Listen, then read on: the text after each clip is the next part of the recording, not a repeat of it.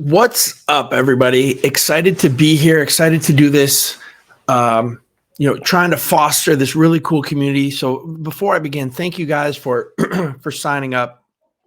We've had about 250 people, 260 people that have signed up on the website, trying to get the word out, trying to give you guys as much value as we can for just giving me your email. So we're pretty far along in the process here at AutoQA with what we have done. At least from the meat and potatoes of the prompting aspect. There's so much that goes into building a product like this, from user accounts and database issues and interfaces at the end that, again, for people that are using Excel and spreadsheets, not looking for a full QA platform, but something that is better than what they have. And I guess honestly, that's kind of our motto, like better than what you have. So what I want to do today is take you through everything so far that we've learned on the prompting aspect of this. I'm going to show you a full prompt at the end, going through everything that we have done. And honestly, you can go, if you have ChatGPT, especially if you have paid the $20 for ChatGPT 4, have the user interface from the desktop, you could start to play around with at least calibrating and automating your QA right after this. Right, that's my goal. Our goal is to give you guys so much information that you don't need our product, right? Or if you be like, hey, we want that souped up version for a couple $100, then you want our product, but at least you know about it ahead of time. You know what we're doing, how it's working. Everything we have is an open book. So if you have any questions, please, Dustin and Abbas, thank you guys for the hi and the shout out early. If there's any questions as I go, please let me know. We'll have questions at the end as well. But again, this is just like me talking to you guys and having that conversation. So let's start.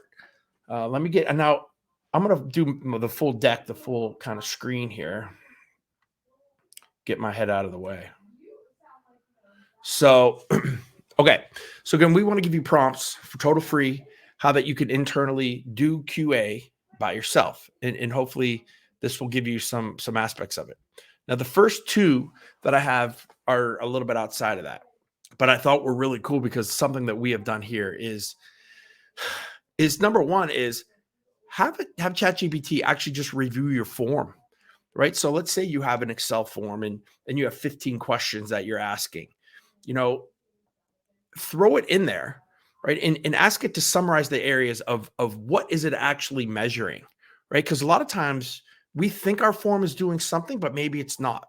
One of the really cool things that I have found is, again, putting a form in from a client, and maybe, we're trying to look at, customer experience, but really the only thing that this is scoring is security aspects and making sure that we read disclosures, right?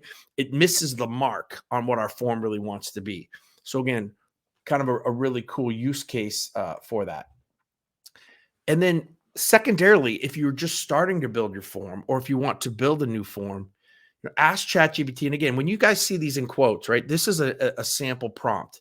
And if you're in here, if you're part of the community, I'm going to send you this deck afterwards. So you're going to have all these prompts, right? But this is another way of building out your form. Again, this is super basic, right? But ChatGPT, take into account our company's culture of, and I probably should have put that, adding that in the primary KPIs, which are, right? Can you restructure our QA form to emphasize the values and performance metrics that we want to prioritize? You can get very specific and ask for 10 or 15 specific questions to have a transcript ask. So this is outside of what we're talking, but I think gets your brain thinking about some of the cooler aspects of what ChatGPT can do to look at what you have now, make sure that it is matching the value, the culture, the KPIs of what you want your QA aspect to do, especially that number one, right? The first slide. So many of us, how many of us, you're looking at, did they read a disclosure properly? Did they make sure that, they asked 3 questions? Right? All of this kind of structural stuff that I think doesn't go enough to a lot of times what the culture of the actual organization or what the quality aspect and the customer experience really wants to do. Okay, so getting kind of those out of the way in the first couple minutes here, we want to talk about how can you actually build prompts to automate your QA in your contact center.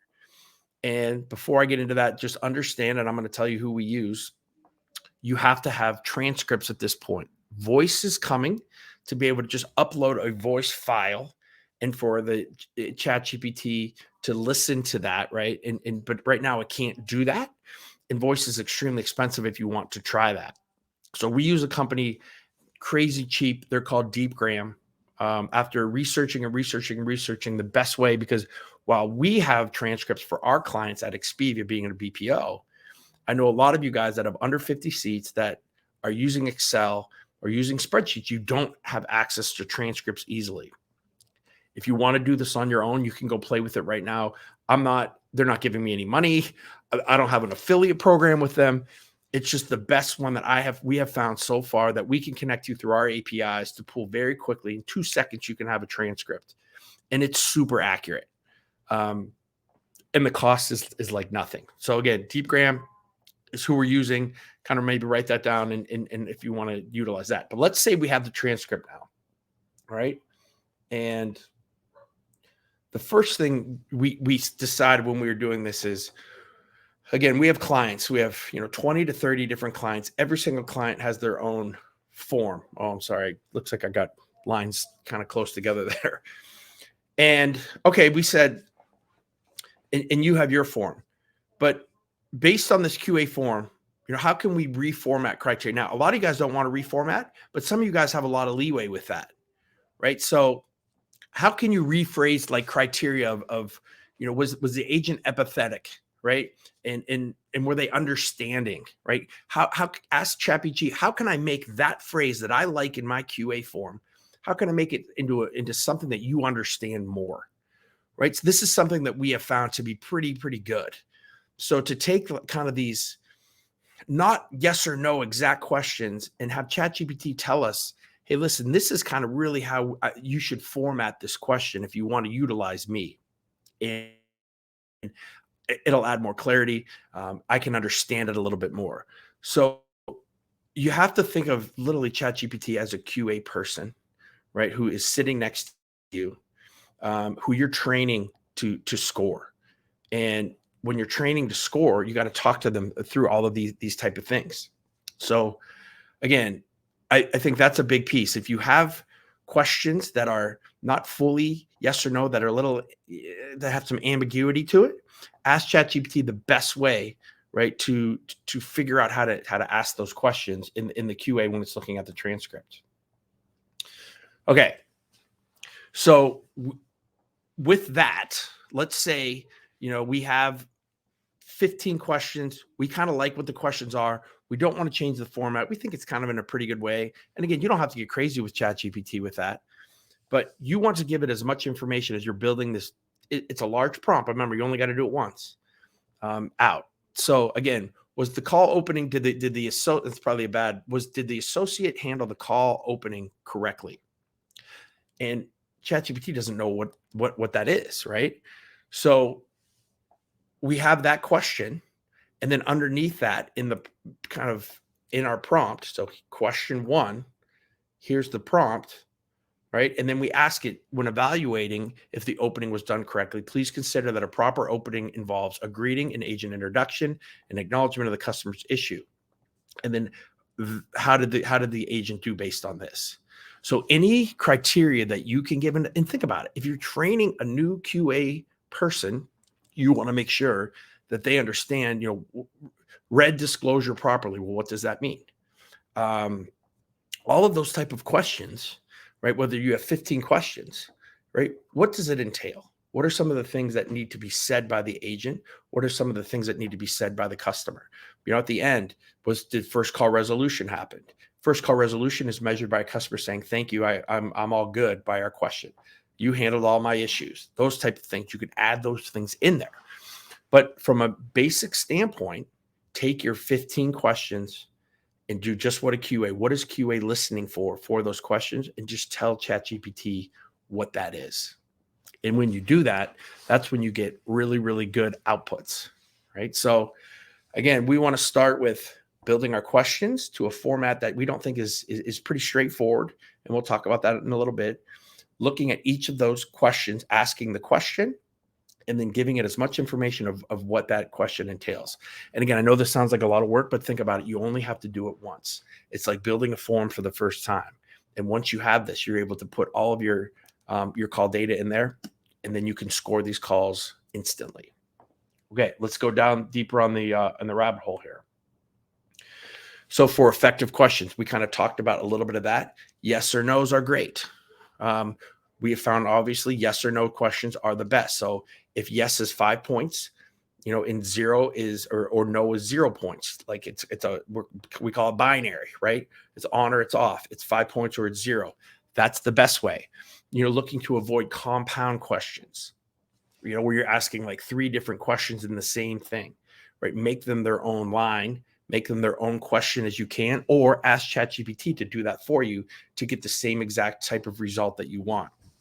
And then this is really important, is use quantifiable metrics when possible, right? So, we talked about kind of what first call resolution is, and sentiment reporting and analytics does the same exact thing. It listens to hear the customer say, when an agent says, have I handled all of your issues? And a customer says, yes, everything's good, right? That is a first call, most likely that is a first call resolution call, right? When you're talking about CSAT scores, did we find that the customer was fully satisfied on this call, right? And you can do that by saying, if the customer says this, everything was great, thank you for your time, those kind of things can correlate then directly to what your CSAT is. So again, quantifiable metrics if you can. You can look at average handle time, and what it will do is it will kind of take the length of the transcript on average, right? So we know that an average 3.5 minute call is roughly this many lines. You can actually say that, right? If it goes over 3,000 characters, then please deem this as a call that the average handle time was a little bit longer, right? All these things that you can kind of think through and add to it to give you really good outputs that correlate well to what you want to do. All right. I think this is a really important piece. And this is one of the ways that we're thinking about doing our pricing, is not just, when we do this for you guys eventually, and a prompt and an output, we're going to talk about outputs here in a second, comes out, right? It might not be good, right? So you want to ask for a confidence score. ChatGPT, when evaluating the call, can you provide a confidence level for each of your assessments or for this assessment based on the clarity and information available in the transcript?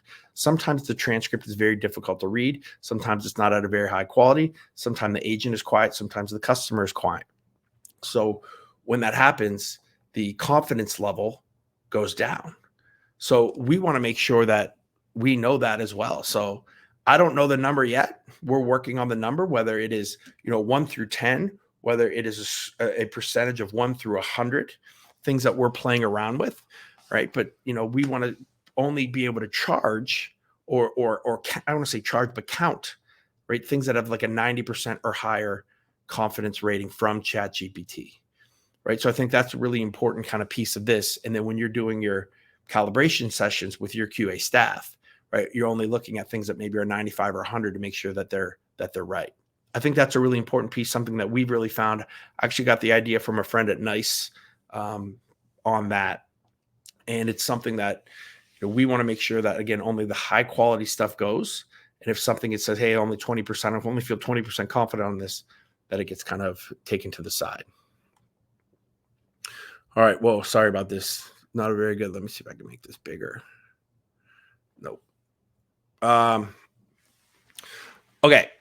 So we want to make sure that the outputs, right, are very succinct, and we actually want to show the outputs as well. So I apologize for this slide. I uploaded it and obviously didn't upload great, but right. So the four things that we are really working on that I think really work great are, number one, give me a call summary.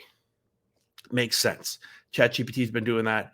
All of the CCAS players have their own piece where they're taking the transcript, taking a summary of the notes, putting it back into a CRM, right? So call summary is important. We want to score the call, right? All of you guys are scoring calls. So what is the actual score of the call? What are the areas of improvement? Determine the overall sentiment of the call. with the customer and the agent. And then what is the reasoning? And you see that, at least I have the heading there. What is the reasoning behind those scores that you gave so that your team can feel comfortable of the why? These have been the 4 or 5 outputs that we have found to be best to give us the most amount of meat. Um, and then obviously, it's not in the actual output here, but we would ask for that confidence score as well. But that's, kind of already taken care of. So that's really the 1, 2, 3, 4, 5, 6 outputs that we're looking for. So Dustin has a question. I know it probably cannot detect tone in the transcript as it does now. When will we be able to upload audio? So there's a couple things with this is, tone has always been elusive in speech analytics. Sentiment scores are kind of based more on word choice. Now, voice, again, I've talked to the people at some of the main CCAS platforms as I've been kind of picking their brain to see where they are with this stuff. I have heard, quote unquote, voice is months away, not quarters.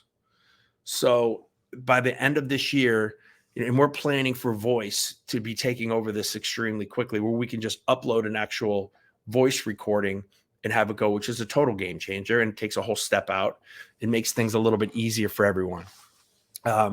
So tone, I would say it's about 60% there with what is being said on the call and the logic of an analytics platform in ChatGPT. And guys, I'll be honest, like I have taken our transcripts and looked at some of I'm not going to name the analytics platforms, but kind of put them in and are getting very close to the same outputs that a full analytics suite is doing. So I feel pretty comfortable again on, and I understand that some word choices like could be joking, that the logic isn't there. And I'm not going to say that this is 100%, but neither is and I keep saying this to everybody, if we had 10 people around this room and I play one call in the middle, we all score it. How many different scores are we going to have, right? From a 15 to 20 different question survey. I bet you there's going to be some nuance to that. We're going to be probably relatively close. But some people are going to say, well, I thought that was sarcasm. No, I thought that was good. No, she kid a little bit. All right. So I think that it kind of still plays with that. No one is saying that we don't, just like we would now, take this for kind of, gold, right? So, but anything that comes out here, we would send to the call center. We're sending to the contact center. Our supervisors kind of listening, making sure that score is good. And then we're kind of going with the agent. So there's some checks and balances there too. But again, just look at those, how quickly and precise those outputs are, right? Provide a concise summary of the call's main points. Based on the scoring criteria, scoring the agent's performance on a scale of 1 to 10. We're also scoring whether 1 through 5, 1 through 10. These are all examples, when we're asking those questions. Or you can say, based on the criteria, take the score that was given and give a percentage. Yeah, and I think you need to, honestly, where we audit our human QA, because I don't have our QA people, at least us, we don't have our QA go and actually coach the agent, right? We actually send it to the supervisor who deals with those agents, who knows where they are, understands what their strengths and weaknesses are a little bit more. They listen to the call. Sometimes they have to push back on them too. So I guess it's a cultural thing that maybe needs to shift a little bit. But it's getting really good, especially the new ChatGPT Enterprise that we now finally have access to and that we're playing with. It's a whole different level, and it's a speed deal too. But you guys can do all this with the ChatGPT 4. I think it's really important too. Again, we talk about sentiment. It's really important to ask it for the reasoning behind why it scored it did. Again, we have found ChatGPT to be sometimes a little bit off. I will tell you though, if our average score in our call center says an 89, I'm just making that up, ChatGPT is normally either on or 2 to 3 percentage points higher or lower. And sometimes we think ChatGPT, when everybody looks at that call, was actually more correct, right? Because then we think about the reasoning behind that, giving those reasons of why it scored it like it did. And then it's like, oh yeah, I missed that. That makes total sense. Or we say, no, that doesn't make any sense, ChatGPT. And then that makes you go back and then refine your prompt a little bit. right? But again, these are the best outputs that we have found. We've asked it to be as more consistent. Now you see where I said up top, make sure you show it. So what we have found is you put all of your, hey, ChatGPT, please, you're the head of QA. We want you to score these calls. Here's our top 10 scores. We say, this is what an opening is. This is what a greeting is. This is what a disclosure is, right? We're giving it score 1 through 5. Like we're giving it all that. And then when we talk about the outputs, we're going to tell it to provide a concise, main points based on the criteria, identify where an agent could have performed better, sentiment scores. We're doing that. And then at the bottom, we're going to tell it, which makes it more consistent. This is really important. And I don't think I have it. Did I put it on this slide? No, I didn't. Here is the format that I would like it in. And we took one of them that was already done that we liked, that had, a paragraph for the summary, a paragraph for sentiment, a paragraph for where it could do better, and show that exact thing. So every single time you get a consistent output that looks the same exact way, right? Because you don't want, because again, it's ChatGPT. It'll sometimes have nuances because it's not doing the same thing every time, which is why it's great. But we want to make sure that's kind of how we're getting more of a consistent output and a consistent look. Why that is important is then we have our JSON outputs, right? So if you want to get more technical with this, right, you can ask for the output, right, to be given in a JSON format, right? So then you can put that into a database. And again, this is the stuff that we will be doing and we are working on that may be a little bit beyond what you would want to do. But I gave just a quick, example there of the call type, the call summary, customer center. We can put all of that into a database then and have people be able to look, search for specific calls that have specific things in them, and make it so you're not just getting this text file for everything, which for most QA and for you guys, it's fine, right? But if we're going to build some type of cool platform, we need to have this be able to be searchable, be able to have different types of reporting based on what is being said, what sentiment scores, what is the actual score of the call. And so again, you can ask for it to have a format done, right, in a way that you can then upload all of your outputs into a database so that you can do some really cool things. So I think that's pretty cool. That's something we have found out in practice, and it wasn't as easy as we thought it would be. But we had to get really specific with what type of format that we would want, and especially be in the RFC 8259 compliant format, JSON format. So that's one of the biggest things that we've been able to do is then take our outputs, throw into a database, allow you to report. And then this is more nuanced, and we struggled with this at the beginning. So we have a client that has really one skill, well, has multiple skills, but the biggest skill, multiple calls come into. There's a lot of reasons for that, which I'm not going to get into here. But there could be a service call, there could be a sales call, there could be a gift card, there could be looking for a specific vendor, right? So all of these calls come in. So we started prompting with that, and it was very difficult. But then we found that we can categorize them as long as we're being specific, right? So given this call transcript, categorize this as a service call. And again, these are really short prompts, but understand what is a service call. Then I would add that in. A sales call is when somebody says, I'd like to buy, or what is the price of, or whatever those kind of keywords or phrases is. Or a shipping issue. Hey, I have shipping issues, right? Logistics issues, those kind of things. Everything that you would put kind of in an analytics platform, put what that would call. And then this can be another output of what type of call it is. And then again, we'll be able to search for it, be like, I just want to look at all the sales calls. I want to look at all of the shipping calls. I want to look at all the service calls. And then tell it, again, always ask it why. Like, that's what we're finding. Like, if you want to have confidence in the answers that you're getting, ask it why, make sure it's telling you and how it did its work. And it's what we're finding here. The only way that our QA staff, our agents are learning how to trust it, right? Because we're asking for it and they're like, oh my gosh, that makes sense. Oh, you know what? That wasn't good. And I'm like, okay, that's right. Let's go refine that. And when you ask it how, again, that's how you get your prompt better and better and better. So just to show you guys this, then let me share my screen and let's do here. So hopefully you can see this screen. And I took what I just said and kind of gave a full prompt. Whoops, sorry. And again, opening evaluation, right? Consider this involves a greeting, an agent, right?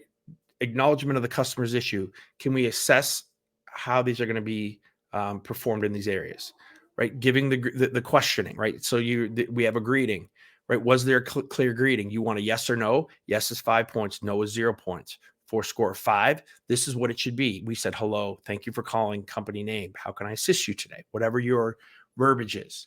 Same thing for an introduction, an acknowledgement, right? We're giving that what that agent should be saying and what correlates to a 5, right? Number 3, asking for a confidence level.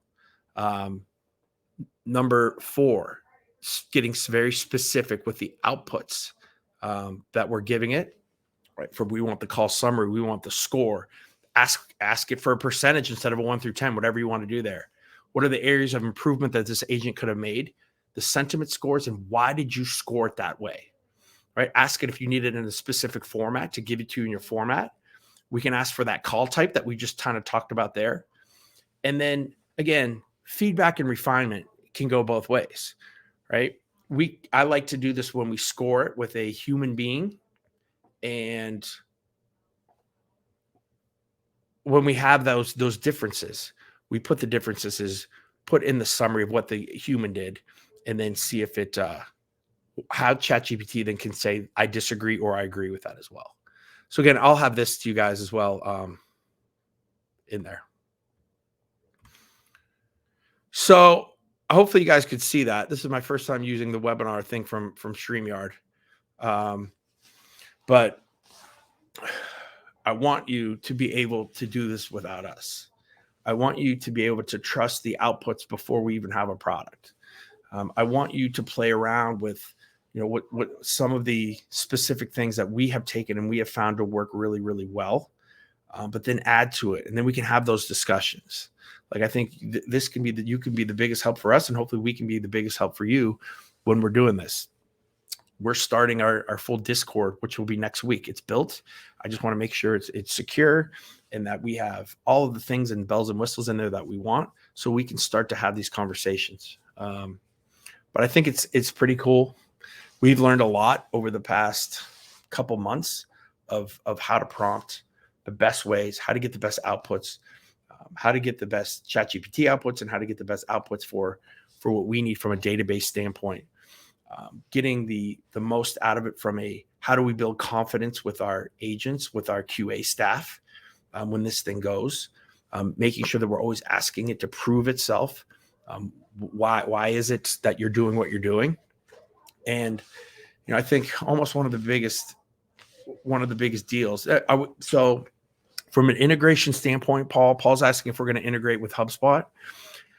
I think for our, we're at alpha beta testing now. MVP is proven, and if you didn't see the video, I'll send that as well. So we did a full video of doing a full prompt, uploading a recording, having it get the transcript, go out through the APIs, do the prompt, come back with the outputs, right? So we have an MVP. We're now in going to be alpha beta testing. And again, everybody who is signed up for the community, we're going to send an email out with just a Google Doc, find out who wants to help us, do this first part of it. I think for our MVP, for our first go at this, I'm not going to have any integrations with anything. It's going to be a separate thing. And again, at least in my head, right? If you have it's nice CX1, if you have Genesis, if you have Five9, you have your own QA platform, you're probably not looking at this. That's why our sweet spot and who we want to help the most is those under 50 seaters using Excel, using spreadsheets, maybe, don't have anything really cool, and at least to be able to give them a platform that they can start to look at reportings, have good outputs where they can pull things up, where they can coach. Again, I'm not competing with enterprise anything. Enterprise everything.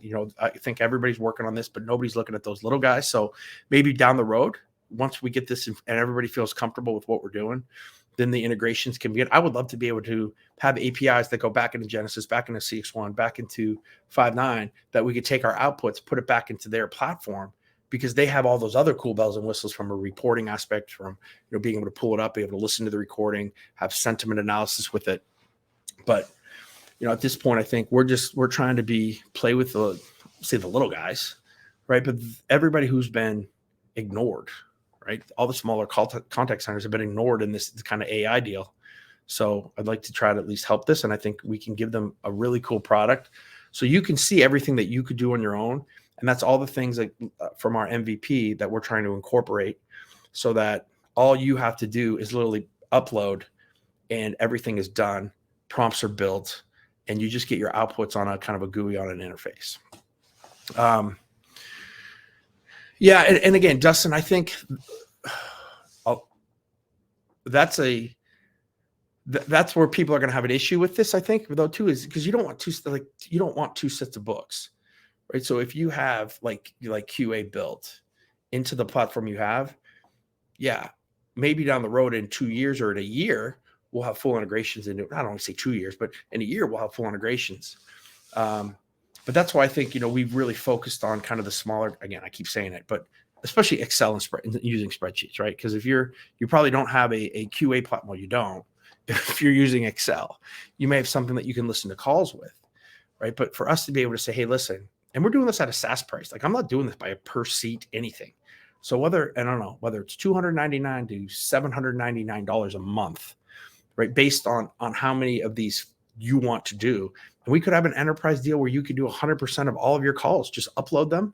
Or we could have APIs that literally connect to your files when a call comes in, that just goes, and then the scoring happens. Like, we could have pricing for that. But I think at this point, I'm just looking at a couple $100 a month to do, a certain amount of making you feel comfortable with the amount of QA that you're doing, and probably take it 10x, right, for a very small amount of money.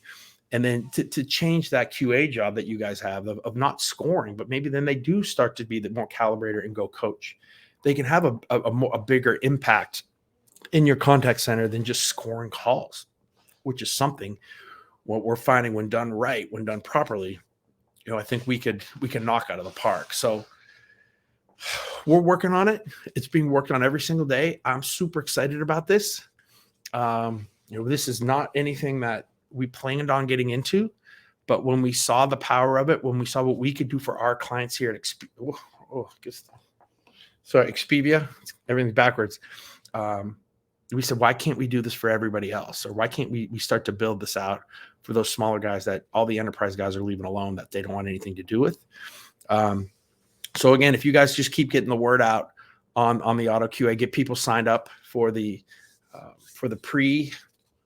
our pre-launch committee or community. Again, the Discord's coming next week, where I will be there all the time. Any questions that you have, any call center, anything, and hopefully it's just more than me. It's going to be hard to get that thing started, but once we get that started, I want it to be the go place for QA, for operations, for workforce management, for always having kind of really smart people in there that can answer questions, that can be part of that deal. So trying to build a community around this as well, to see if we can help as much. So that's what I got for you guys. Any other questions?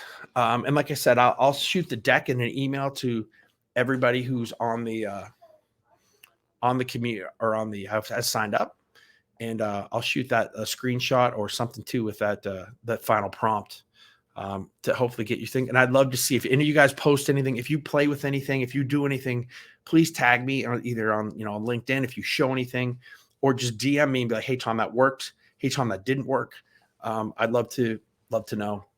Dustin, I will have the Discord Monday or Tuesday.